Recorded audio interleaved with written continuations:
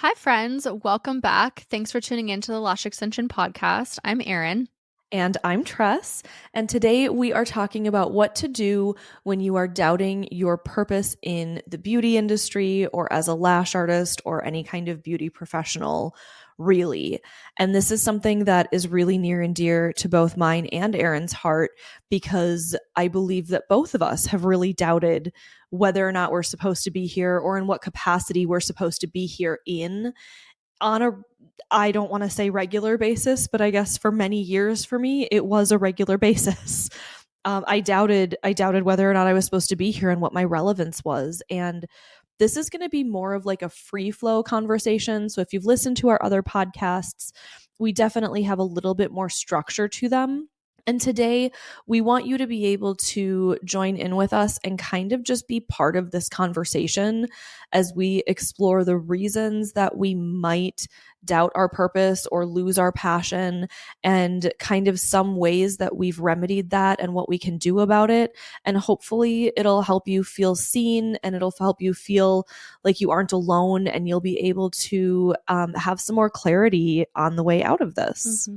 Yeah, and as we're talking, maybe it'll spark a thought for you that you can kind of reflect on and maybe apply to what may be going on for you in your life and work through it that way. So, like Tress said, this is a free flow conversation and you guys can apply it as you see fit.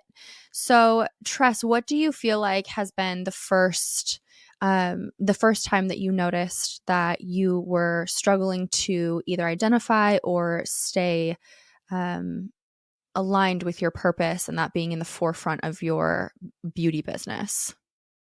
I didn't know that's where you were going to start with that, but that is great. I will absolutely go there. Um, I grew up in a very like faith-based household, and when I was a teenager and when I was 18, I honestly thought that I was going to go into missions work. Like I thought I was going to be a missionary, Mhm. and that in order to have the greatest impact on the world, that's what I needed to do. And so when I went into the beauty industry, everything felt wrong about it. I loved makeup. I loved lashes. I loved nails. I loved hair. You name it. I was like all about that lifestyle. And I loved the transformation it made for people and how they felt confident about themselves after receiving those kind of treatments. But my biggest moment was when I had a boyfriend who was raised the same way, look at me and ask me what it felt like to know that my entire job was about vanity Mm, and it wasn't about making an impact in people's lives. wow.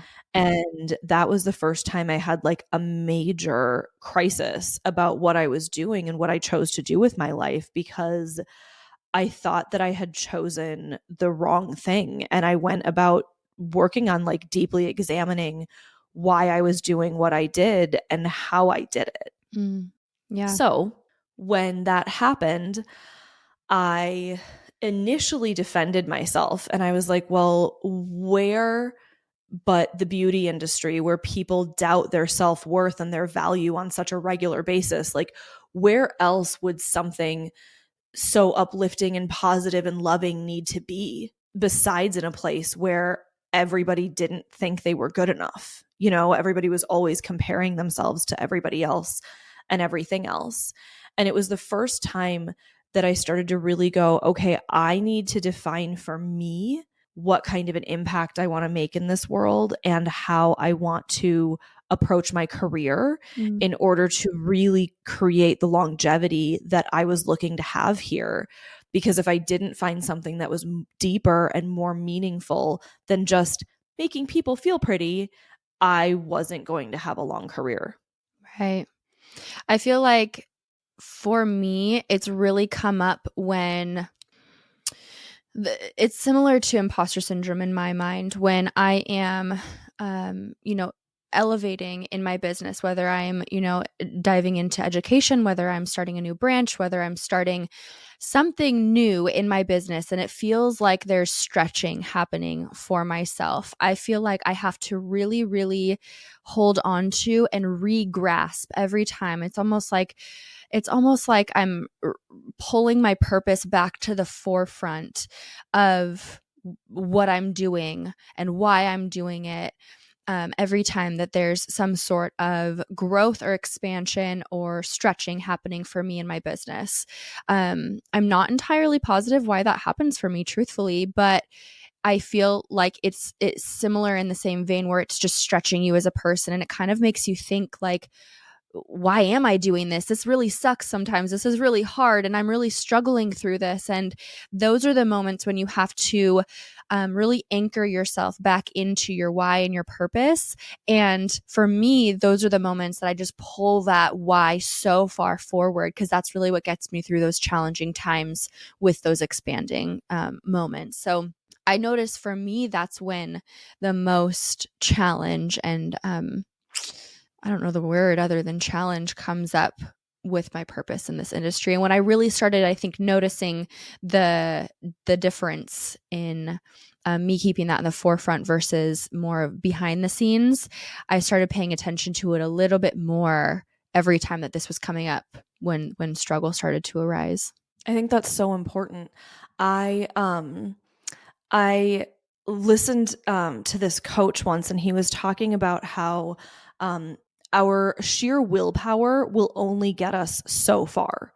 And it's really our purpose that comes into play when we are able to sustain the hard things. So doing things for ourselves will only get us so far until it gets so hard. And then on average, humans have a tendency to give up on themselves. And I can tell you, I'm like literally raising my hand right now. I can tell you I've done it over and over and over again, especially in the earlier parts of my career. I'm super thankful to say that it's been many, many, many years since I've been like, you know what, I'm going to throw in the towel and just chuck it all and give up on myself. Like, I'm so thankful that I've grown through that. Right. Yeah, for sure. But I did it so many times. And so what he talks about is how if you strive forward solely reflecting on yourself and doing it for yourself, you'll eventually lose steam. If you do it for the hustle and for the and like out of sheer willpower, like willpower and determination is a great force, but if you're living your life and trying to fulfill your purpose out of sheer willpower, that will also fail you. Yeah. And it's only when you have purpose and a mission in life that you have the ability to get through all of the hardest things that you have to go through. Yeah. Yep. And when I learned that and I heard it articulated in that way, I was like, oh my gosh, light bulbs. So many things make sense now. Mm-hmm. So I think it absolutely makes sense that every time you stretch or you grow or you need to lean into a new part of your life, you have to re-question what you're doing and why, because if you don't, you may not have the strength to get through it and see it through. Absolutely. I feel like it puts wind back in your sails, especially when you're dealing with the scary things and you're dealing with moments of self-doubt and fear and the what ifs, and your brain starts telling you a bunch of stories that way.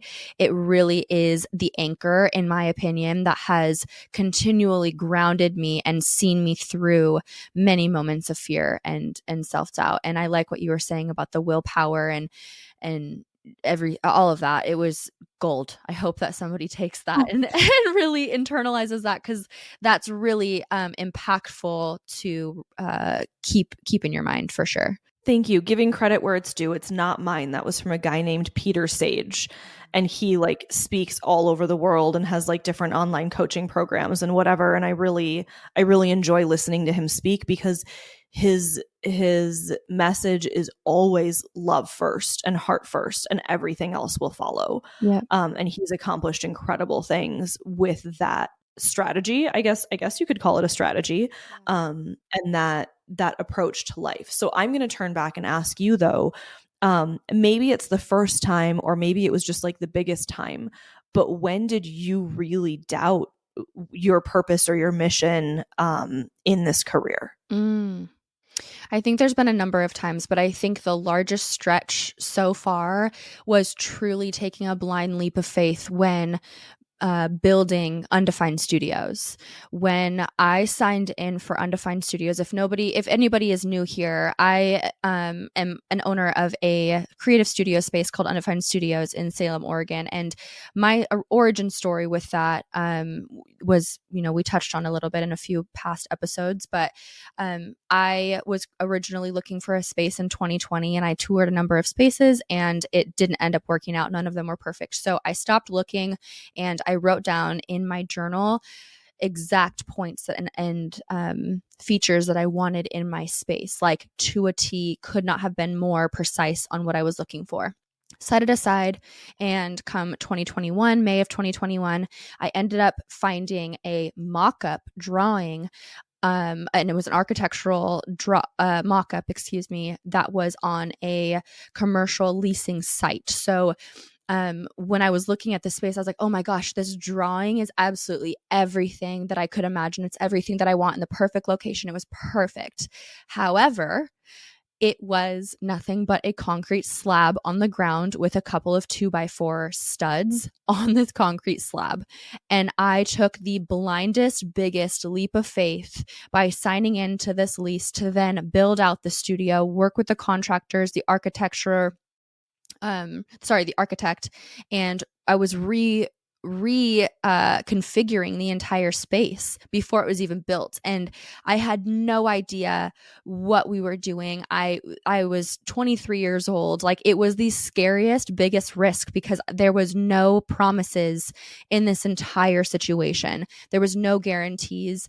I really just took a blind faith on God, on source, whatever you believe in. And I was like, I just know that this is my dream, and this is as close as it could get on paper. So I'm just trusting, and I'm doing it. And there was a lot of things that ended up kind of twisting and turning throughout that entire process. Many challenges came up. Like, that was probably the most down that my mental health could have ever gotten. I was so scared. Like, when I say scared, it was like crippling fear every single day. My mental health struggled so deeply. I got medicated again, transparently. Like, it was a struggle. However, throughout that entire process, and for me, it was many, many times a day that I had to remind myself of why I was doing this, because of that crippling fear, because of the what ifs, because of the unknowns, because of everything that I had no idea of what I was stepping into. Every single day was a one step in front of the other day, and just like doing the next task, breathing the next breath. So like, I was in survival mode. I was in fight or flight, very heavy at that time. So many, many times a day, through many breakdowns and tears every single day, I was reminding myself of my why. Why was I doing this? What was important to me? Where was the need? How was I helping people? And how this space could help other people, how it could serve more artists in my area, and how it could serve more clients, and how much more opportunity for servitude there was in this space. And I really had to grasp that every single day, many times a day, when that self-doubt was constantly arising. And so we ended up getting our keys, 5 or so months later, 6 months later. And that was the hardest time mentally that I could. On paper, everything went really great, and I was fully rented, and everything was the best it could have possibly been. But for whatever reason, my mind, it was so stretched with my next goal that I had very little vision of like what was going good in that moment, and I was so focused on what could potentially go bad, because my fear was blinding me. So kind of the antidote to that fear for me, I really had to lean into the purpose of me opening that space. So that's how I would answer that, is like, that was probably the biggest, scariest thing that I've ever done in my career thus far. Mm-hmm. Yeah, and that's when you and I actually got really close. Like, yeah. We were friends before that. We mostly had conversations based around lashes before that, right? About curriculums, or about making sure that like we were doing the right thing. We really our friendship was really based on lashes before that, I feel like. Yeah. And then we were able to walk through this, I'm going to say together, even though you were over there, you were the one dealing with all of it, but I was super happy to be here and support you through it. Right. Yeah. And I can attest to all of the things that you just told everybody. And I think one of the most important things is that you held on to your purpose and you held on to your mission in this industry. And I'm going to ask you what that is in a minute. But B, that you had somebody to support you that believed in you. And I've had so many conversations with lash conversations with an S. I've had so many conversations with lash artists where they ask me what to do when they don't have anybody who believes in them, when they don't have a partner or a friend who understands what they're going through. Yeah. And this is just like the moment where I want to tell everybody that you and I met online. Yeah. Like, totally. And I remember during this time, like, our friendship really blossomed because I was calling you pretty frequently being like, just remind me, like, just remind me, like, why am I doing this again? Like, ask me prompting questions that then got my mind working to think for myself and really, really bring to the forefront again, like, just as an accountability partner and as just a reminder buddy, if you will, where I was like, I just need somebody that knows my position, knows what I'm going through, knows where my mental health is currently sitting, and that can relate to the industry in some way to just ask me prompting questions. And it really helped me to have somebody, a support system that was familiar with the space and could just be like, Erin, remember this. Remember why you're doing this. Remember who this is for. And after sharing with you my purpose of doing this and my vision for this space, I remember there was times where you'd be like, Erin, remember who this is for. Remember that this is bigger than you. Remember that this is bigger than Monarch Lash Co. Remember that this is on such a grander scale. And serving people can sometimes be hard. And I know that that's not, it's not always easy to serve other people sometimes. And so I had to remind myself of that too, of like, what is this all for? What is the pain for? What is the sacrifice for? Just what is it all for? And I remember having you as my friend to call, my confidant, that I was like, I'm literally just calling you. Can you please just remind me why I'm doing this again? And like, that was literally all that it was. And I am so grateful for you. And our friendship really blossomed through that time. And it got a lot deeper, and there was a lot of trust built in that way. And I'm so grateful for you, friend, for being that accountability partner for me during that time, especially. Oh my gosh, thank you. Yeah, of course. It's funny. I probably only remember half of the things or less that I asked you because just in the moment, I was just trying to work off of what you need, like what you needed at that time. And the only thing I really had to work off of is knowing what you had told me about your mission and about your heart, and then knowing my mission and my heart and where that was, and going, okay, this is what I would need somebody to ask me, right? Yeah. And so Erin and I met online. We became friends and we started having phone calls. And it's funny because I don't naturally pursue friendships. like that's just not something I do. And so it was so special for me that you were like, hey, let's talk. And I was like, wait, what? Like, seriously? And it was really awesome. But so now I'm gonna ask you though, what was the thing that you held on to throughout that time? And hold on, I'm going to ask you that, and I'm going to come back to something else quick. If you don't have somebody in your life like this, you can. The internet is so vast, and social media, there's Instagram, there's Facebook, there's so many things. You can literally find somebody that you connect with and that you identify with, and you can reach out to them. Yeah. And I have seen so many relationships blossom and bloom. Like, I'm thinking about probably 7 right now that they found somebody on Instagram and they were like, oh my gosh, this person is really awesome. And I was like, great, reach out to them and tell them that. Right. And they're like, no, really? And I'm like, yes, everybody needs that. Yeah. But it can create a relationship. It can bloom into something more. And if you don't have somebody in your life right now that is able to give you that kind of support because they understand where you're at, whether it's in the industry or where your heart's at, reach out and make those connections intentionally. One will show up for you. For sure, because I think that there's something to be said, like having a support system that's your boyfriend or girlfriend or like your mom or dad or, just a childhood friend. There is amazing support in that they know you very well. They know how you function. They know how you make decisions. They know how you problem solve. They know you intimately, but they don't know the industry intimately that way. So I think it's really important to have a support system. If it's not just a single SD bestie inside of the industry that can relate to you on that level and on that plane and really offer maybe a different perspective with a little bit more I want to say like inner knowing of the industry and the way that it works and like intricately understanding the ins and outs of, what lash artists are looking for or what the industry needs, etc. And they can just offer you a little bit more educated advice that's what I found in you. I could call on my partner, I could call on my mom, I could call on my best friend.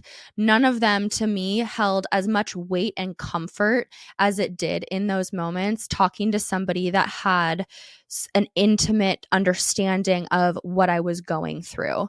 And so to me, and I'm not saying that that's for everybody, of course, right? But like for me, that was what held just a little bit more weight and offered a little bit more comforting solace, I think is the right word, to my emotions because it was coming from an educated perspective. So going back to your original question too, of like, what was my purpose with doing this and how did I get through this? And, what did I grasp onto in that way?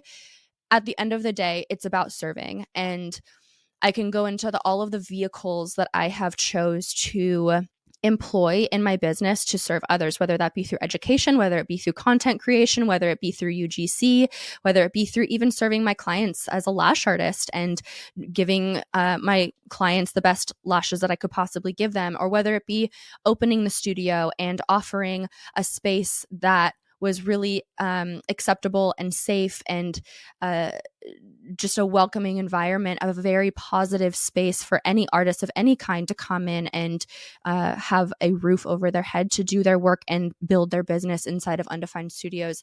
And every one of those vehicles inside of my business has been for others and to pursue others and solving a problem for other people. And at the end of the day, Undefined Studios was another vehicle that naturally ended up progressing and happening for me to help and serve others. So that's really what it's come down to. And, why I've stuck with lashes over all of these years and found so many ways inside of this industry, because this industry is so limitless.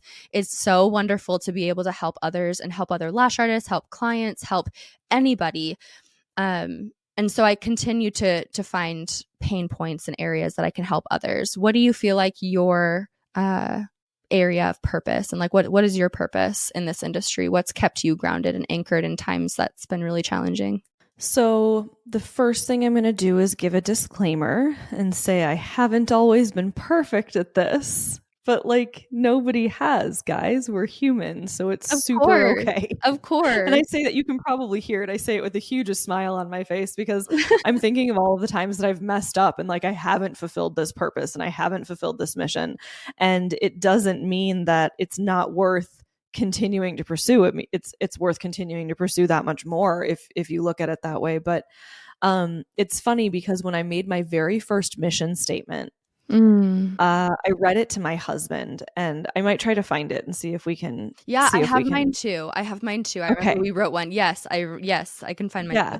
So my very first mission statement I wrote like 10 years ago, and I literally included the words "we" because I was thinking of like me in a bigger picture with like more people than just me, right? But we choose to be the change we wish to see in the world. And I also talked about global impact in that mission statement and how I wanted to change the world. And my husband looked at me, and you guys, he has always been my biggest supporter. He has been the one who has told me that it takes money to make money. He has been the one who has made sure that I invest in myself and that I take risks and that I grow my career in the way that I'm capable of doing it. So like, please don't hear him in the wrong light here. Shout out, Marty. We love Marty. We love Shout Marty. out. my husband, oh my gosh, yeah, he's amazing. And um he looked at me and he was like, okay, uh bit lofty, don't you think, Tress? Like, that's a lot, right? Like, I didn't even have my own studio at the time. I was working out of my home. I was doing eyelash extensions and I was slinging coffee part time as a barista. And I was telling him and the world in my mission statement that I was going to change the world, right? Mm. And he was like, wow, that's a lot. And I was like, you bet it's a lot. I want it to be a lot. And he was like, you got it. Okay. Like, he was immediately on board. Um, and my mission statement was basically that I'm here to make a positive impact on people's lives and to leave the world and the people that I encounter better than when I encountered them. Yep. And it's crazy how, like, as I continued to grow in my career and as my social media began to grow, I was like kind of crapping my pants because I was like, oh my gosh, this is happening. Like, this mission statement that I wrote is starting to happen. Mm-hmm. And I now have friends on like every continent on the planet, and I have these connections, and I've been able to make an impact, but it literally all started with me deciding that I was going to make an impact and that I was going to change people's lives. So I've just always known, like, when it boils down to it in very small format, if I woke up today and I made a difference in a single person's life, then I did my job. Mm-hmm. And that's what I try to remember every single day. So I didn't go to work and do lashes or wax brows or do makeup or do hair or work on a photo shoot or whatever the things are. I didn't show up that day to make the best makeup or the best set or the most beautiful woman. I showed up that day to make an impact on that person's life and either help them see themselves in a different way or help them feel loved in a way that they hadn't, Mm-hmm. from an unexpected source. And so that's my mission. My mission is to leave people better than when I found them, and possibly to be an inspiration to them. But whenever it comes down to it being about me, whenever it comes down to the amount of money that I want to make, whenever it comes down to turning that needle to be more self-serving, I come to a crashing stop. I don't know how to say that better. Yeah. Like, I skid to a stop because I know that what has developed momentum in my life and what has helped me get where I am today is my service forward approach. Like, I believe I'm here to help people. Yep. I believe that I'm here to serve. And everybody is here for a different reason and a different purpose, but like, that is mine. And if I can hang on to that, everything is great. And it's only when I lose sight of that everything becomes a mess. Yeah, one thing that I often reflect on when I, when we were creating my mission statement, I say it was I, but you prompted that question, and I was like, okay, great, I'm going to do this exercise, right? It was a journal prompt at the time, but when I was reflecting on that and like really deciding what my purpose was and really trying to find that, I kept finding myself I kept catching myself falling into the trap of like, what was I working towards? It was almost like a goal. It was almost like a thing that I was trying to attain. That was my why that kept me going. And the more that I really sat with it, in my opinion, and this is just what, worked for me, but in my opinion, a true why, a true reason for being here, a true purpose, there has to be emotion attached to it. It's not something that is like, oh, I want that really fancy car, or I want to be a millionaire, because those things come and go. What's behind that actually is pushing you forward and keeping you moving forward. And for me, there has to be an emotional backbone to keeping that momentum towards those goals. It's not bad to have those goals. Let me be very clear. Like, it's not bad about having those goals, but Absolutely. Of course. But at the same time, what keeps you pushing forward in the times that maybe you're not a millionaire yet, maybe you are still working towards that car, that's not your why. There's an emotional backbone that's keeping you pushing forward and keeping wind in your sails and momentum behind you. And the more that I was reflecting and sitting with that, it really came down to the root of why do you want all of those things? What do you feel like those things will get you? What do you feel like you feel? What is the emotional response when you have attained all of those things? Do you still feel empty or do you feel fulfilled? And for me, every time that I did the and then what and then what and then what exercise to kind of peel the onion, if you will, to get to the root of why I was wanting those items, those tangible things, the more I realized, like, oh, I actually still feel empty with those things being what I have hypothetically in my mind. That's not fulfilling to me. What's fulfilling to me is knowing that I was helping people moving forward. What was fulfilling to me was leaving a legacy and helping other people grow and leaving just leaving people in a better place than when I found them. And however that means that I can help other people, whether it be with lash extensions and making them feel better after they, from the time that they walked through my door to the time that they leave and they feel better about themselves, to, having the studios. Okay, guys, sorry, quick technical difficulty there. So it cut me off from my last thought. Anyway, I don't remember what I was saying, but I think that do we have another direction to go in? Yeah, by the way, the technical difficulty was me. So, so the question I wanted to ask you though was, what was that journal prompt that you had that helped you discover your mission? You mentioned that you peeled these layers away and you kept asking deeper.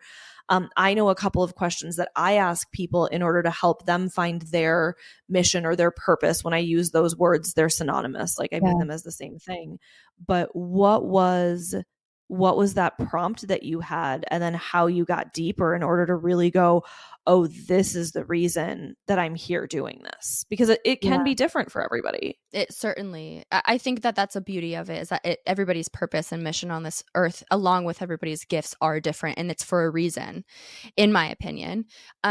Same. Yeah. So that journal prompt, I kind of I like to call it the why game. So that's what I was playing with myself. And anytime that I don't know my actual subconscious reason and my root for doing anything, it could literally be anything. I just happen to apply it to finding my purpose and my mission and really just identifying it and putting it into words. So you can use this journal prompt and this exercise for quite literally anything. Like, why do you want to build a product line? Why do you want kids? Why do you want, to be a lash artist? Why do you want to open a salon? Literally anything you can apply it to. So I call it the why game. I'm sure there's probably another real name for it. This is just what I called it. So basically what I did is I started with the goal. So I started with the goal at the top of my pyramid, if you will. So the goal's at the top. Say, for example, you want to start a product line. That's going to be the goal that you work backwards from. Okay. So I started with, it was a different goal for me, but start from the goal. Once you've identified the goal, then you can just ask yourself why. Why do you want to create the product line? Okay, well, now I'm at the next step. I want to create the product line because, I don't know, I want money. Okay, why do you want money? And you just ask yourself why again. And you say, well, I want money because money's opportunity and that's safety to me. Okay, well, why do you feel like money is safety and opportunity for you? Well, because it keeps a roof over my head and food on my table for my children. Okay, you just keep going until you have your root answer. And then you have your why, you have your reason, your deepest rooted reason. And then you can decide if that deep rooted reason really aligns with your morale and values as a human being.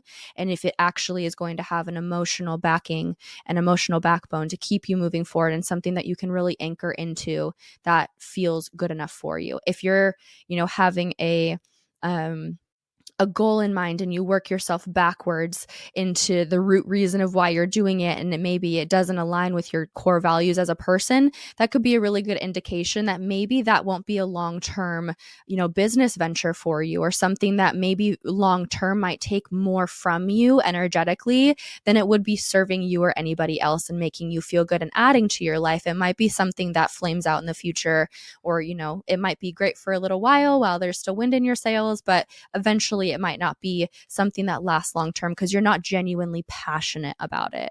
So that's kind of the exercise that I like to play with myself anytime that I'm looking into a different branch into my business or wanting to expand in this area or this area, and I play the why game. That's what I like to call it. I love it. I love it. So I did an exercise on a coaching retreat once that was very similar. It was like you partnered up with somebody, and they looked at you and literally just said why, and you had to say something, and then they asked you why again, and then they asked you why again, and eventually like you're in tears and you're talking about like things that are way bigger than you and your dreams and your goals and like your family, and you're like and it literally like there was zero other prompting besides why. And it's funny because like it's such a powerful I question. look at it and I'm like, okay, I could channel that down through like, I want to do this, but why? And I would probably have 5 branches coming off of it. So now I want to answer why for all of those and all of those that come below that and all of those that come below that. And it's funny because like, I love being on stage. I am perfectly fine being the center of attention, and I have absolutely no problem admitting that, right? But when it boils down to it, my core purpose for being on stage and being the center of attention isn't to be the center of attention. Right. And so I'm good with that. It aligns with me because the reason I want to be the center of attention is to help people through the crap and the hell that I have been through in my life and help them get through crap and hell in their life too, right? Yep. And so it's funny because like even things that could seem self-seeking definitely aren't necessarily like you might want an incredible car because of so many different reasons. You might want a beautiful giant house for so many different reasons. And as long as it's right for you, that's great. Like I think both of us agree on saying like, we're not trying to be here to tell you what your mission should be or what your purpose should be. And if your mission doesn't align with one of our missions, like that's no big deal. That's why we have so many people out there in the world, because we all need all of our missions to come together to complement each other. If we were all sitting here doing the same thing, that'd be real weird and nobody would really have anything to do, There's no right or wrong either. There's no right or wrong. Yeah. Mm-hmm. Yeah, I definitely agree with that. I think that why is such a powerful word and question in and of itself. Just asking yourself why about literally anything and continuing to ask yourself why and peeling that onion. Like you said, it can uncover some of the most subconscious traumas, childhood, anything. It can uncover so much about why you feel what you feel, why you want what you want, why you're working towards what you are. And at the end of the day, I think that, in my opinion, that's been probably the most powerful exercise and journal prompt that I've done. And I continue to go back to it pretty often. Mm-hmm. I love it. It's like holding a mirror. It's like holding a mirror up to yourself. It's like the mirror exercise. Yeah. Mm-hmm. The thing that really got to me, and I like have an entire chapter on it in my book that's eventually going to be done. So exciting. Is after I had this conversation with the significant other who I didn't stay with very long after that, asking me how I feel about my entire career being about vanity. I ended up going to like this women's group event, and we had there was an exercise she was doing about your why and about your purpose, and it was 23 questions on seeing if you're on the right path. And I add those questions to my book because I still have that sheet of paper that I wrote on 10 years ago. Wow. That I answered these questions, and it was like, what have I always loved? Like, what did I do as a child? What have I always hated? What are the things that I found myself doing in my spare time when I was growing up and I had nothing else to do? And there were just like these prompts that were so beautiful that brought me to going, oh my gosh, Like it literally points me back to the beauty industry. It literally, like, my mom would find me sitting on the countertop in her, like, knee deep in her makeup, Mm. you know, playing with it. But at the same time, like, I always wanted to be a therapist or a lawyer or somebody that like helped people and made them feel better, you know? Yep. So that helped make it really clear for me. But one of the exercises I do with my coaching clients is I help create a mission statement for them. And I prompt them with a couple of very simple things. One is, what is the real reason you got into the beauty industry, or what is the real reason you started doing lashes or whatever your job is? And then I ask them to tell me about one time when they really impacted somebody's life, and maybe they knew it or maybe they didn't know it and they found out later, but one time they really deeply impacted somebody's life, like maybe to the point of tears, right? And tell me what their emotions were behind that experience. Like, don't just tell me about that experience, tell me how you felt about it. And then sometimes I'll add another one on, and I will say, like, if you can make the biggest impact in the world, what would that be through, or how would that be, or what would you do? And it's interesting because for beauty professionals, a lot of times they'll be like, oh, well, I would help people, I would help women see that they are good enough as they are, and that they are beautiful, and that they are capable, and that they can be confident, and they can be self-assured. And so if you answer all of these questions, it will point you in a direction. Now, if your answer was, I got into the beauty industry because I saw it could make me a lot of money, but I also know that I don't have a lot of patience and it's very annoying for me to have to do this. Okay, so that might be a red flag for you, that you're not fully aligned with where you're at right now. Mm. If I asked you how you changed somebody's life in the beauty industry, and you were like, yeah, they like felt way more confident, but like I still didn't like the way that set of lashes looked. That to me would also be another thing that it's like, okay, let's dive deeper, because if you are aligned with your mission and your purpose in life, in my opinion, you should be able to go, I'm excited about my work. Like maybe I'm not excited about where I go to work. Maybe I'm not excited about exactly how I have to do it, but I'm excited about my work because I know that it changes or it shifts something. And if you're in a place where you feel like nothing is changing, nothing is shifting, you're just going to work, you're clocking in, you're doing your thing, you're clocking out, then I would want to have a different conversation with you that's maybe more about where you would feel more aligned. Mm-hmm. Instead.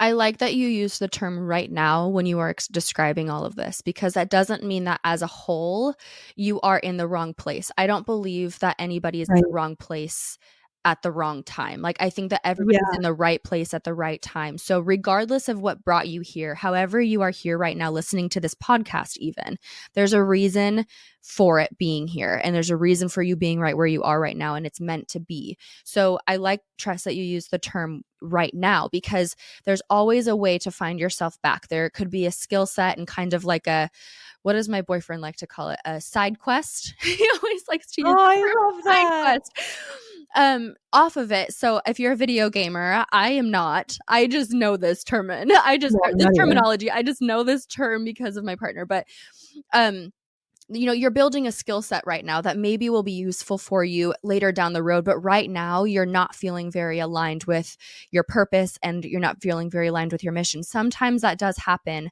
in order to build a skill set, in order to build a tool belt that will be pushing your mission forward in life a little bit later. So there are, in my opinion, times that we do have to kind of grin and bear it, grin and bear it.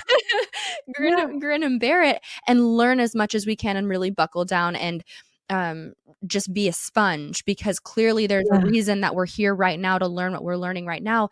And going back to the right now that you were saying, Tress, I really like that there's a way for you to be in this industry potentially, if you know that this is the vehicle that you're supposed to be in to serve your purpose and serve your mission, that you have the ability to do that within this industry. It just may not be in the current vehicle that you're sitting in inside of this industry. So for example, if you are like, I originally thought that I wanted to be a salon owner, and now I just don't think that I want to do that anymore. Or I originally opened this brand and now I'm realizing that it really just, it doesn't fulfill me in any way. And I want to pivot.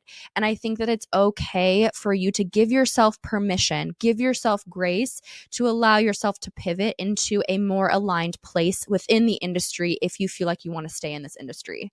So if you Absolutely. need a big sister permission here from both Tress and I, you have Yeah. permission to pivot in order to realign yourself. And that being said, there can be some pride work, there can be some ego work here that might come up when you're having to kind of set your pride and ego aside and move. There is no loss, there is no failure. And I really hope that you can hear me here. There is no failure in pivoting. Pivoting just Yeah. means that you are, essentially getting back on track to where you're supposed to be. And eventually, when you keep the vision in mind that by you getting back on this railroad track, on the right track here, it will eventually serve more people. It'll feel so much more aligned. It's going to help more people for you being in your own alignment than you continuing to force a direction and force a path in this industry that does not align with you. So it's going to be so much more impactful for everybody involved for you to take this pivot. And in my opinion, that ego wants to protect us and tell us that that pivot is, it's bad, it's scary, it's a failure, and it's self-serving. But in my opinion, those pivots are selfless, and those pivots are Yeah. serving our mission to take those pivots. And it's all meant to be for a reason, for us to get back on track to realign. And again, you have that permission. So if you are feeling like this right now, with wherever you sit listening to this podcast, in your business, in the lash industry, know that you can realign within this industry and find that for yourself and really lean into it and give yourself the permission to maybe take a risk and find confidence in yourself to find what's really going to be in alignment for you. Yeah. Sometimes that misalignment is literally there to call you higher. Yep. And to call you into something new and to call you deeper. And like, I remember doing photo shoots and weddings, hair and makeup for photo shoots and weddings. And I loved them. I deeply loved them until I hated them. And until I was like, this is not for me anymore. I am deeply unhappy doing the work that I thought was going to be my calling and my mission for the rest of my life. And I was only doing it for the money at that point, and I wasn't doing it to make an impact. I was getting through it and trudging through with a bad attitude. And that was calling me to make a bigger change. Like Erin said, pivot. And so I just really want to encourage you, like she just did. If you're in a place where you're like, okay, I know that this is my alignment, I know what my mission is here, put words to it if you haven't yet. Use those promptings, use those questions, ask yourself why, put words to it if you haven't yet. But if you are in a place where you are like, I am misaligned, this does not feel good, I am not happy, it is not right anymore, I chose this for the wrong reasons, that is calling you higher. You get to change now. And that's when I decided to stop doing makeup and hair and jump full bore into lashes. And it might be a very different circumstance for you, but choose to go with it and let it speak to you instead of feeling bad about yourself or getting down on yourself or being hard on yourself for the fact that you didn't follow something through or you didn't see it through all the way to the end of what you thought its lifespan was. Our career's lifespan is not our lifespan. They change and they flow and they go from one thing to the next, just like we are always going to, and that's okay. So either way, be encouraged and know that, just like Erin said, I'm going to repeat it, like, you have big sister permission from us to reach for that new thing, and don't feel like just because you're in a place that you committed to, you have to stay committed to it. Mm-hmm. Well said, sister. Right back at you. Hell yeah, that was so good. So I think that we've kind of said everything that we needed to say. You guys, just to remind you, we have a Facebook group for our podcast called the Lash Extension Podcast Support Group. LOL, it was intentional that way so that you guys feel supported in this group. There's no meanies allowed. There's no bullying. There is no shit talking. There is no icky energy allowed in this space. You can go enter this Facebook group and talk to us in there about what your purpose is. Share with your sisters, share with your fellow lash industry professionals what your purpose is. And we can all kind of brainstorm on this together, and we can offer support all together for you to be heard, to be seen, to have accountability partners, and for you to experience a sisterhood. Like what we were talking about at the beginning of this podcast, if you don't have a support group within the lash industry right now, you may find your twin flame lash sister inside of this group. So go ahead and enter our Facebook group, and we want to hear from you after today's podcast episode. Let us know your thoughts. Let us know what came up for you. We're here to hear you. You're here to be seen. So take that risk, and let's see how all of us can put our heads together to get you back on track with your purpose and your mission in this industry. Love you guys. Love you guys so much. We'll see you next week.